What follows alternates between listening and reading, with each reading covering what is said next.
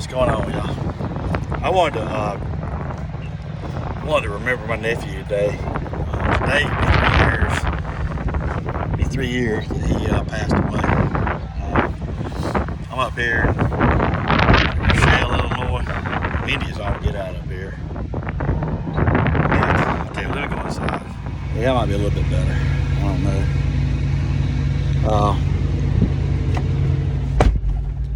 If I It's a real pretty day. I just, trying to get a little. I just woke up not long ago. I just wanted to remember my nephew today. 3 years ago today, it was actually last night. He had a bad asthma attack, essentially. Lost consciousness, and he was on life support for a week. Well, 3 years ago last night, we were out in the parking lot at the hospital. And this was right when COVID first started, when all the craziness was going on. But the hospital where we live, they were gracious enough to let us go in there and say our goodbyes. My sister was the one who ultimately had to make the decision.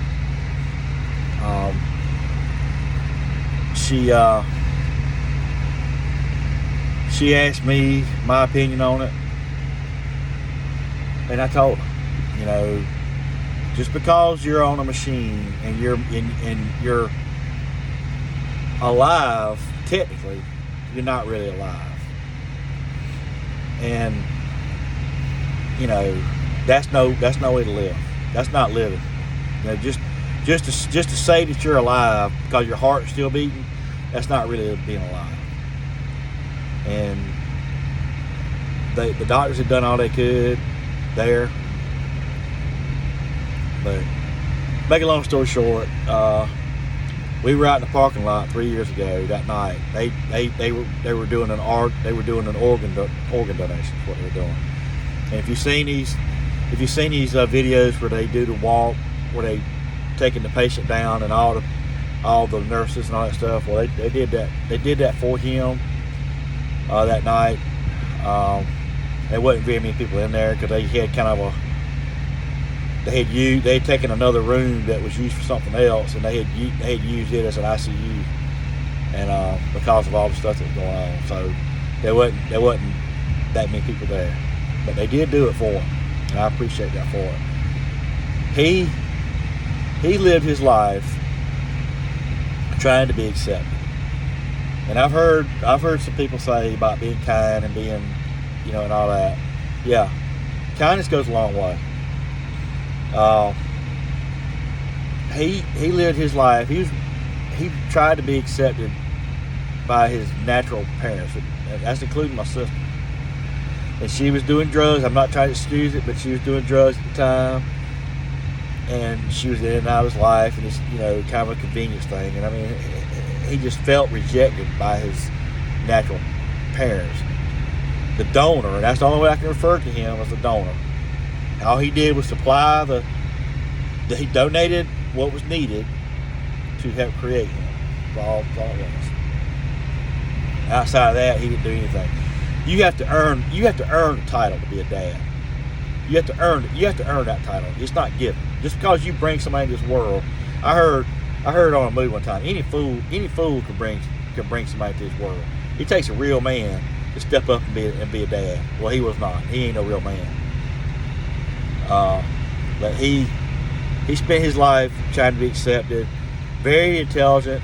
He took all these tests in school coming up. He was just super smart, and trying to be accepted and everything else. And he just fell into a bad path. Love on the people that are around you.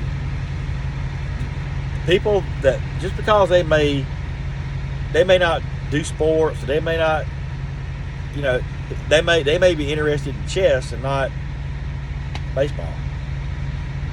Well, that's not weird. It's just who they are. And that's kind of how he was. He liked to read. He liked to. He played all. He did all these things that was interesting to him, but it wasn't necessarily. And I would ask him, I'd talk to him about it, but it was stuff that most people wouldn't find interesting, but he did. Well, that's what makes people. That's what makes the world go round. So just because you're not interested or want to do something like that, this other person does. Well, you never know what they might get out of it. You know, they might be the next innovator or something. You never know. That's how he was. And he just lived his life trying to be accepted. Even though me and my mom and some people at church, you know, we went out of our way to make him feel loved and make him feel accepted. If you live your life around people, you know, because in their mind, we're supposed to accept him. That's how he looked at it. If you're not being accepted by people at your school or people around you, and they kind of act indifferent to you or whatever, well, that's more harmful than you think. And that's just how he was. And you know, he lived his life trying to be accepted. And you know, he knew that I loved him. He actually told me a couple of days before all this happened that, you know, he told me, Uncle Brian, I know I can count. And I mean, I that's so comforting now. It's that, and the fact that he even though he lived his life contrary to, you know, contrary to God or whatever, but he crossed the finish line, and he's in heaven now. And that's the most comforting thing with all the people that passed away in my family is my sister, my nephew, my mom, my grandmother, everybody. I know where they're at, and I know they're doing better than any one of us. So that's what gets me through. I don't know if I'd be here if I didn't have that peace about it. But love on the people that are around you. Somebody just a little bit different, maybe a little eccentric. But it's probably, you know, they don't mean they're bad. They don't mean that they're harmful. They're just, you know, a little different. You know, everybody's different. You know, but try to be accepting to people around you. You know, everybody needs to be loved on, and no matter for the most part, no matter what they do, okay. I accept everybody. I may not accept some of the lifestyles they live, but I still love them. You know, I can be a friend. I can you know, be there for somebody. If you live a life that's different than mine, well, we live two different lives. That don't mean I can't still be there for you. You know. You know, and that's all we can do. You know. So I know he ended up well. I just wanted to honor him today. I want to remember him today. He 3 people got his organs that night, and I know they live on. They got a second chance at life. I think one was in Ohio, one was in Georgia, one was somewhere out west somewhere. And my sister got a letter from one of them before she passed away.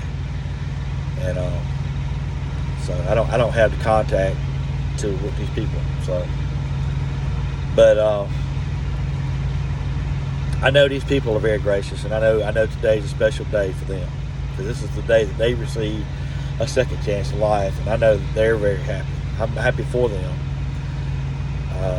I know my nephew is in heaven, and he don't have to worry about where he's gonna stay, he don't have to worry about anything anymore. He's experiencing love now like he never experienced, and so I just want to remember him today.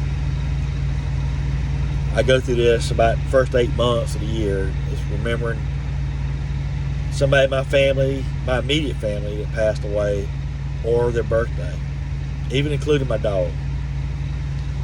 You know, so anyway, I just want to remember him. I hope y'all have a good day, and Be thankful for what you got, and thankful for the people around you. Love on the people that are around you. You know, because you never know what a little act of kindness, how far that will go. I hope y'all have a good day. Y'all take care.